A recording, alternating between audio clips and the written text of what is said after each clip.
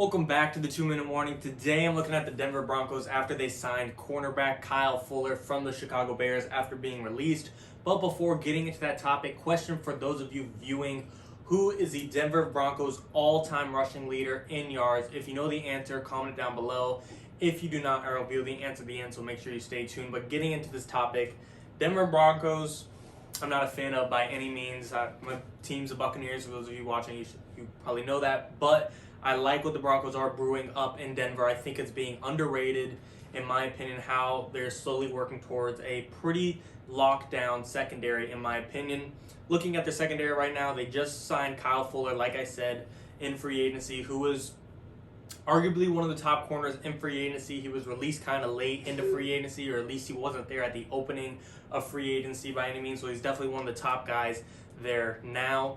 And then they also signed Ronald Darby, a good cornerback from the Washington football team, who's not, lockdown corner by any means. It's going to take Devontae Adams out of a football game, but he's a very viable cornerback for sure. And then, of course, they just relatively long-term signed their safety, Justin Simmons, who was originally placed on the franchise tag. So with two pretty above average cornerbacks, then that's kind of underrating it. I do think they're well above average, and a very good safety. The secondary is clicking together pretty quick. You re-signed Von Miller, you got Bradley Chubb, you got two good pass rushers. Von Miller wasn't the same that he's not the same guy that he was in 2016 when they won the Super Bowl, but he said it, and he's talking about how he still has gas in the tank. He still thinks he could be the same guy, and I'm excited to see if he can.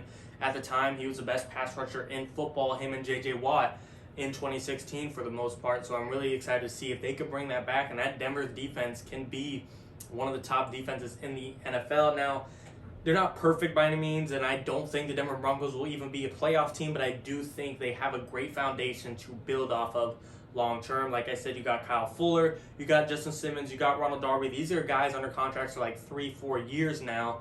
Bradley Chubb, still pretty young. It's not the huge prospect I think we expected him to be, but he's still a great pass rusher. And then Von Miller, like I said, just explained him. He still thinks he has gas in the tank. So the foundation on the defense is definitely there. Looking at the offense, if you don't get rid of Drew Lock, I'll say this now, discard everything. This Denver team is going to dive into a hole. Drew Lock is an issue. He's not going to take this team to the playoffs. He's not going to take this team to Super Bowl. He's not going to take this team to a division title. Drew Lock is not it for the Denver Broncos. I think Drew Lock has raw skill, raw talent, raw potential, but his work ethic is not there. He doesn't hustle. He's not, in the 2-minute drill at all times. He's not in a rush. He's always kind of just nonchalant, just playing game like, oh, this is fun. And yes, football is fun.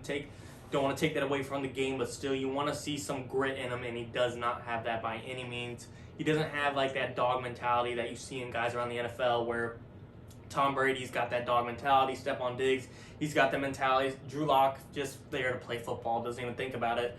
But outside of him, Melvin Gordon, probably not the same guy he was with the Chargers, but he's still a pretty good running back. Probably underrated at this point just because everyone thinks he's trash now. Then they're in the receiving core. Cortland Sutton, he'll be back and healthy. Noah Fant, hopefully he won't be banged up anymore. That's a good duo in itself. And then you have Jerry Jeudy from last year's draft class, who hopefully will get a little bit better and be the prospect he was supposed to be. And then you got a good coach in Vic Fangio, who is defensive-minded, that can help out that defense that I talked about. So you have a great foundation overall on the Denver Broncos. Like I said, you got a decent star power on the on the defensive line in the pass rush. You got three very above-average guys in the secondary. You have a running back who is not the same guy used to be, but he can still get the job done. You have a receiving core that's young, it's going to be healthy, and is ready to play. Offensive line, that's a different story. That needs a little bit of work, but like I said, this team isn't perfect, but the foundation is there. So if you fix an offensive line, you fix the quarterback, and you add in an extra linebacker that could captain that front seven, this team could be very dangerous. However, I don't know if it'll all come to play. You do have the 9th overall pick. I'd love to see them take Trey Lance. Yeah, he's a lot of risk, but what do you have to lose at this point? Drew Lock is not going to take you anywhere. And I truly think the Denver Broncos will get and finish last place in their own division in the AFC West. Chiefs are currently the best team in football, top 3 at the very worst. Chargers are definitely going to the playoffs next year. The Raiders, nothing special, but they'll probably be right around 500, 7-9, 8-8, 9-7. Denver Broncos, I think 500's like, the top potential for them, and that's asking for a lot. I see this Denver Broncos team being 5-11, 6-10, as long as Drew Lock's at quarterback. To me, you pick up Trey Lance at number 9 overall if he's still available, and even if he's not, figure out something, trade for someone. I've heard there's rumors of Deshaun Watson to Denver. That was a while back, but still an option. Who knows? If I'm Denver, I'm definitely intriguing that possible trade. Here's our first round, here's Drew Lock, and here's 3 more first round picks. Yeah, it sounds like a lot, but Deshaun Watson could make this team a competitor instantly, and even if you don't go that route, like I said, I like Trey Lance at number 9 for the Denver Broncos. No matter what you do, even if Kyle Pitts, probably the top prospect outside of the quarterback position, falls to number 9 and you get lucky, Drew Lock can't do anything with them. Even if you go offensive line and give Drew Lock extra potential and you pick Rashawn Slater, Drew Lock's not going to do anything with them. Again, I don't think he's bad. I don't think he's the worst. Might be the worst starting quarterback. I don't know, but overall, I think his raw skill is there. I just don't see a work ethic, a lot of determination, a lot of motivation, and that can only get you so far. And I don't think the Denver Broncos should invest any more time in him. And I get he was a high potential draft or a high prospect for you guys that you hope panned out, but you have to cut your losses. You can't keep digging the hole deeper. You have to cut your losses and make something happen, whether it be a proven quarterback trade like Deshaun or Russell Wilson, or go for it in the draft with Trey Lance. Don't invest your future in Mac Jones at number 9 overall. But Trey Lance, Zach Wilson, if he somehow, some way falls to 9, entertain the idea of these guys in the NFL draft that have a lot of upside and a lot of potential. And the Denver Broncos could be a serious competitor. Not instantly, no rookie quarterback's going to win the division when you got Justin Herbert and Patrick Mahomes in the same division as you, but that doesn't mean he can't create something for you long term. Like I said, Jerry Jeudy, Cortland Sutton, and Noah Fant is a great foundation on the receiving core. Melvin Gordon in the backfield. So you got Trey Lance at quarterback, great running back to hand it off to, great receiving core to throw to, and a great defense to rely on in that special secondary that I truly think is super underrated.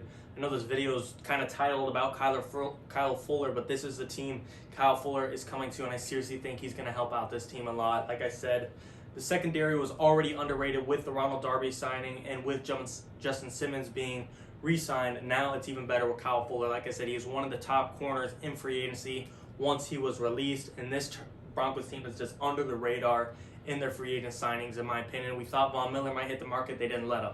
We thought Justin Simmons might hit the market, they didn't let him, and yet they didn't stop there. They're adding more. They got, like I said, Kyle Fuller, Ronald Darby. They still need to fix the offensive line. That is nowhere near perfect by any means, but outside of the offensive line, this team has a lot to work with. And even if they say they go with Trey Lance at number 9 overall, they got 6 other rounds to just go offensive line, offensive line, offensive line, offensive line. Obviously, you're not going to get the top guys by any means because that'll be picked before even your number 9 overall in the first round, picks 1 through 8. But the other 6 rounds can still draft a diamond in the rough offensive lineman that could become a starter. A second round pick can still be a starter. This Broncos team has a lot to work with, in my opinion, and they just need it. As long as they cut their losses with Drew Lock, realize he's not the answer, I think they could go places. This season, no matter what they do, is not going to happen, in my opinion. But long term, in 1 to 2 years, this Broncos team has a lot of potential to turn things around. But we will have to see. They need execution in the general manager position to make these things happen. And Vic Fangio has to make this defense get this defense to be the top potential that they can be. But we will have to see how the offseason continues and how the season starts. But let me know what you guys think in the comments of this Broncos team, of the Kyle Fuller edition, so on and so forth. Let me know what you guys think in general. And for your question, for those of you viewing, who is the all-time leading rusher in yards? It is, of course, TD, Terrell Davis. Thanks for watching, guys. 2 in the morning.